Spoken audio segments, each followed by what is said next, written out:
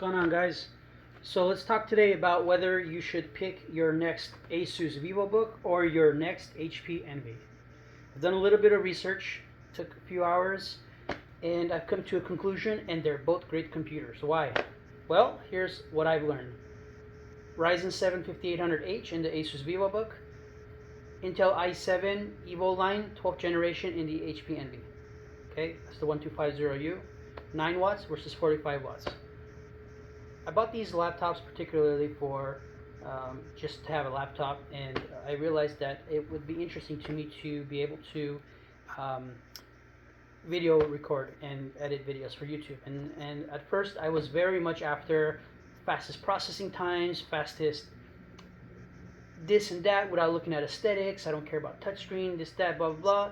And I came to the conclusion that this, after doing my test, the same 4K video, 26 minutes long, it doesn't matter how long it was, at any given point when I checked, this one was 1 hour and 4 minutes left for rendering, and this one was 1 hour and 44 minutes left for rendering. Quite a drastic difference.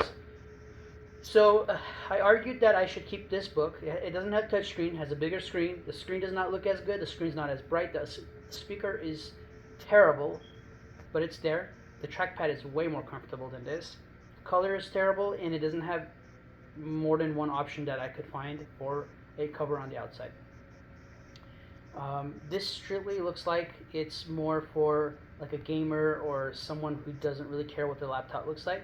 This one looks more comfortable and like pleasing to the eye. You have your 2-in-1. You can do that. You can do that. You close it. It serves also as a writing pad, a touchpad with pen not included, of course. And but here's my honest opinion. My opinion changed. Even though I did the whole technical performance, this one was $550, this one was $650 at the time, and I got it on a good Black Friday deal. It's still there, but for some reason they haven't really changed the deal. But I've learned that it's not all about speed. Why? Because, well, a slow horse can get there too. You can't turn a non-touch screen into a touch screen, and you can't turn an ugly computer into a pretty computer. This one's slower, but it's a touch screen. It's prettier, more fun to look at, has a better display. The touchpad is horrible, but it's touch screen. You can get a pen. It just looks like it's going to be more modern looking for a much longer time. This one also has a backlit keyboard. This one does not. Very annoying. Speakers are also much better. So if you really think about it, given the fact that I'm very serious about video editing, external GPU solve the problem for either one of these. But here's the thing. If you're going to get an external GPU on this and put the same external GPU on this one's actually better. Why? Because this one has a 4.7 gigahertz CPU on 2 of the cores, and the other 10 are efficiency cores.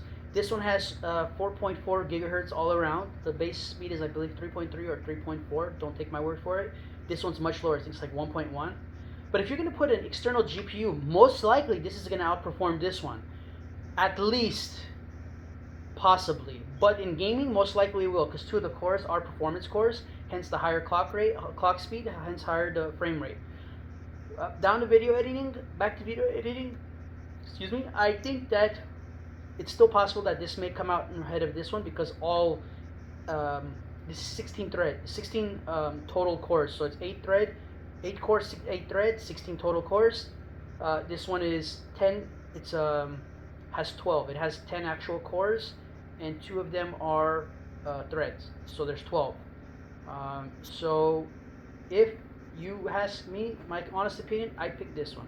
So if I'm going to make YouTube videos and I want to be able to post something, you know, it took basically 1 hour and 4 minutes to render a 25-minute 4K video. Okay, so if you're really gonna be serious about editing and stuff, and you know all that matters is that you get there, then I would pick this. It's $100 more, but you get a touchpad, much nicer computer, much more nicer to look at. It's Hewlett Packard. I've been a fan since I was a kid. Literally, I've been I had computers in my house since I was 8 years old. I used to teach my elementary teachers how to use their computer. Like I used to be that much into computers. This one, it's just all around right out of the box. It's good for gaming. It's better than this in basically every way except the clock speed on just two of the cores, of these two cores. So, all in all, if you're gonna try to invest in something and keep it for a while, I would honestly go with this. If you are all about performance and you want to be able to upgrade your RAM and upgrade your hard drive and not feel bad about taking the bottom cover off, Asus VivoBook all the way, any day, every day. Asus just seems to give you more value for your computer processor, but that's not the whole story. It's not just about the processor. I understand that this is twice as slow, but guess what? I opened this baby and it has a 50 watt hour battery. This one has nearly the same thing, if not the same thing or more. Well, if this uses 9 watts and this uses 45, well, guess which one I'm going to want to carry with me to the park or to the trail or somewhere where I can do video editing in peace? This one. So it might take longer, but it'll still probably have more battery at the end of the day after doing the rendering. And yeah, and final conclusion is this. I myself would like an eGPU. I already have the graphic cards. If I get an eGPU and I connect it, obviously if I'm going to be connecting an eGPU and I want to be serious with editing, then I'm going to most likely connect it to a monitor. If I'm going to connect to a monitor, I'm going to be connecting to a mouse and a keyboard. That means I'm not going to even be looking at this. This is just going to be closed, and it's just going to be connected to a dongle with an HDMI, such as how it is right now while I'm recording. I have my screen on the monitor here, and I'm able to see exactly what I'm doing, and that's why I'm able to adjust in the video. And I think this is a great way to make little videos, and it's neat because if you just sit here and talk, you might assume you're doing everything right, you look good, but you might not know that that little tiny part of the video is not showing everything, and it's not the greatest thing. So I think, if you ask me, final conclusion,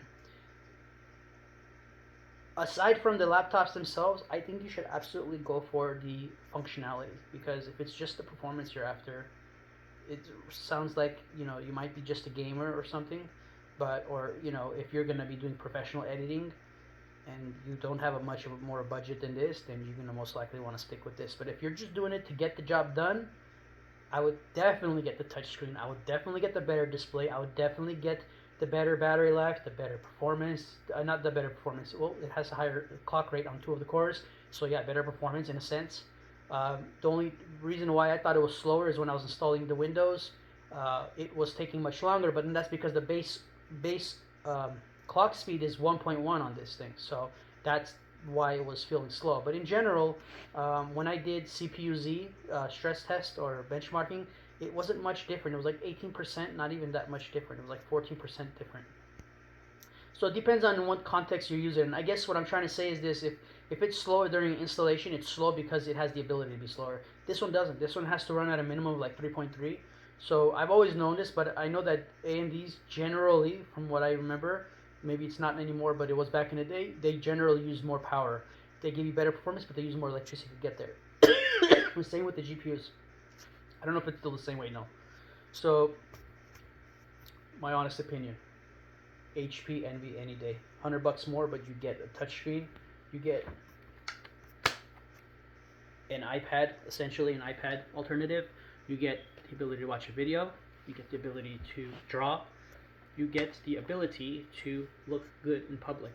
So, all day, any day. It took me about a week and a half of using this without even having to use this to come to the conclusion that that's the way to go, because it's not all about performance. You've got to look good too. You know what I mean? That's this video. Catch me next week when I talk about how to set up a computer environment where you wire management, how to set up the computer, where to put the computer, what to have in the computer. Currently I'm running a RTX 2080 Ti in here, but I'm using a regular B360M motherboard. I'm still running on the 1151 chips, 1151 sockets. I'm using an i3-8100. Super okay for me. It's really not bad compared to a lot of comparable CPUs from that time. I know for a fact that it's much better on gaming than the comparable CPUs of that time too. So Intel all the way, especially now that Intel has caught up with the game. The only thing that I really do enjoy about processors from AMD is that AMD has, I think, smaller chipset, meaning like three nanometer or 5 nanometer or whatnot. I think 3 nanometers for um, ARM. But the point is, uh, the smaller the nanometer, the less power you're going to use. You're going to literally get more done with the same amount of power the smaller you go in the CPU die size. So that's my opinion on that. So I hope you guys enjoyed my video. I hope you guys got something good out of this. Again, catch me next week on how to set up a computer environment. And this was a introductory video to my new channel. Please like, subscribe if you'd like to. I don't mind if you don't. And I hope to share more of my knowledge as time goes on, and I get more knowledge about how to make videos for you guys, and I will keep you guys posted. Thank you very much for watching and tuning in.